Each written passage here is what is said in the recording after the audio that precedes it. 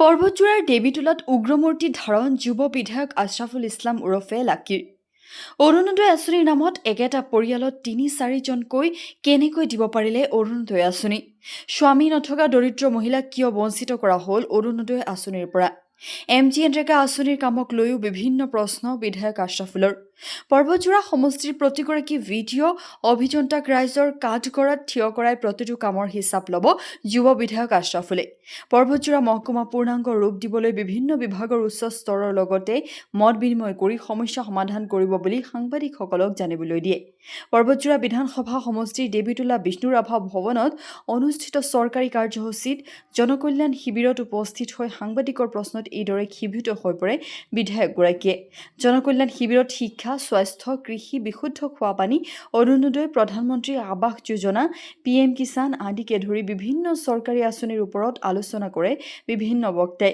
সভাত উপস্থিত থাকে পৰ্বতজোৰা সমষ্টিৰ বিধায়ক আশ্ৰাফুল ইছলাম, মহকুমাধিপতি, অতিৰিক্ত উপায়ুক্ত, দেৱীতোলা খণ্ড উন্নয়ন বিষয়া, অভিযন্তাসকল, বিভিন্ন বিভাগৰ বিষয়া কৰ্মচাৰীসকলৰ লগতে বিভিন্ন প্ৰান্তৰ জনপ্ৰতিনিধিসকল। দেৱীতোলা খণ্ড উন্নয়ন বিষয়াৰ কাৰ্যালয়ত সংঘটিত হোৱা ব্যাপক দুৰ্নীতি অনিয়মৰ বিৰুদ্ধে কি ক'লে বিধায়ক আশ্ৰাফুল ইছলামে সেয়া আমি এবাৰ শুনাই লৈছোঁ। News desk report DLive 365। Janakalyan শিবিৰ বুলি এটা প্ৰগ্ৰাম গোটেই অসমতে হৈ আছে। আজি বিধায়ক হিচাপে ইয়াত মই আহি পেলাই সেই শিবিৰত অকণমান কেনেকৈ জনকল্যাণমুখী আঁচনিসমূহ ৰাইজৰ কাষত দিব পৰা যায় সেইটো বিষয়ে এটা আলোচনা কৰা হ'ল। চাওক, মোৰ কথা হ'ল চৰকাৰে পইচা দিয়ে জনসাধাৰণৰ কাৰণে আৰু প্ৰতিজন জনসাধাৰণে সেই আঁচনি পাব লাগিব। কিন্তু আমি দেখা পাইছোঁ যে আঁচনিসমূহ ৰাইজৰ কাষত গৈ নাপায়, আধাতে সেই আঁচনিসমূহ ক্ষান্ত কৰি দিয়া হয়। কিয় কৰা হয়? ইয়াৰ কাৰণটো কি? স্বাৰ্থটো কি? কোন অফিচাৰ বিষয়া জড়িত হৈ আছে? মই এটা এটাকৈ চব উলিয়াম। প্ৰতিজন BDOক, প্ৰতিজন খণ্ড উন্নয়ন বিষয়াক, প্ৰতিজন জুনিয়ৰ ইঞ্জিনিয়াৰক, প্ৰতিজন BDOৰ ব্লক ডেভেলপমেণ্টত কাম কৰি থকা প্ৰতিজন অভিযন্তাক মই ফিল্ডত লৈ পেলাই কিমানখিনি কাম কৰিছে চব এটা এটাকৈ মই হিচাপ বিচাৰিছোঁ। কাৰণ ৰাইজক দিয়া টকা পইচা ৰাইজক নিদি পেলাই আধাতে জিঅ'টেক কৰি পেলাই তাতে যেতিয়া কাগজখিনি হাতত আহে ইঞ্জিনিয়াৰে পটককৈ চহী দি দিয়ে। কিহৰ স্বাৰ্থত চহী কৰি দিয়ে অভিযন্তাসকলে? মোৰ প্ৰশ্ন আছে। মই সেইকাৰণে কৈছোঁ প্ৰতিজন BDOক, পৰ্বতজোৰা বিধানসভা সমষ্টিৰ প্ৰতিজন BDOক, প্ৰতিজন অভিযন্তাক ৰাইজৰ কাঠগড়াত লৈ হিচাপ লোৱা হ'ব ক'ত কিমান টকা খৰচ কৰিলে, ক'ত কিমান ধৰণে খৰচ কৰিলে। এজন ব্লক ডেভেলপমেণ্ট অফিচাৰক মই স্পষ্টভাৱে কৈ দিছোঁ, অলৰেডি তেখেতসকলক দিন তাৰিখ ধাৰ্য কৰি দিয়া হৈছে যে ৰিভিউ কৰা হ'ব। MGNৰেগাত কিমানখিনি কাম কৰিলে, NSCPত কিমানখিনি আঁচনি দিলে, অৰুণোদয়ত একেজন পৰিয়ালক 3-4জনৰ মানুহক নামটো কিয় দিছে আপোনালোকে? কিহৰ স্বাৰ্থত? যিজনে পাব লাগে, যিজনে মাগি খায় সেইগৰাকী কিয় আঁচনি পোৱা নাই?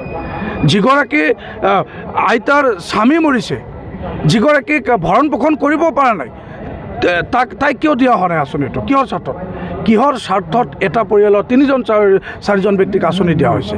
এই প্ৰতিখন ব্লকত ৰিভিউ কৰি এইখিনি উলিয়াম আৰু যদি এভৰি শ্বৰ্টফল, এভৰি ড্ৰবেক যিখিনি তেখেতসকলে কৰিছে এইটো ৰাইজৰ কাঠগড়াত স্পষ্টকৈ হিচাপ দিব লাগিব। পৰ্বতজোৰা বিধানসভা সমষ্টিত অন্ধকাৰত থাকিবলৈ নিদিওঁ, স্পষ্ট কথা। অসমতে ৰিভিউ কৰাৰ পিছত তাতে কিমানখিনি কাম সফল ৰূপায়ণ হৈছে, কিমানখিনি ৰূপায়ণ হোৱা নাই, কিমানখিনি আঁচনি তেখেতসকলে ৰাইজৰ কাৰণে দিলে, কিমানখিনি আঁচনি তেখেতসকলে গাফিলতি কৰিলে, গোটেইখিনি কথা ওলাই পৰিব। তাৰপিছত মোৰ MLA হিচাপে যি একশ্যন ল'ব লাগে আশ্ৰাফুল ইছলামে ল'ব, স্পষ্ট কথা।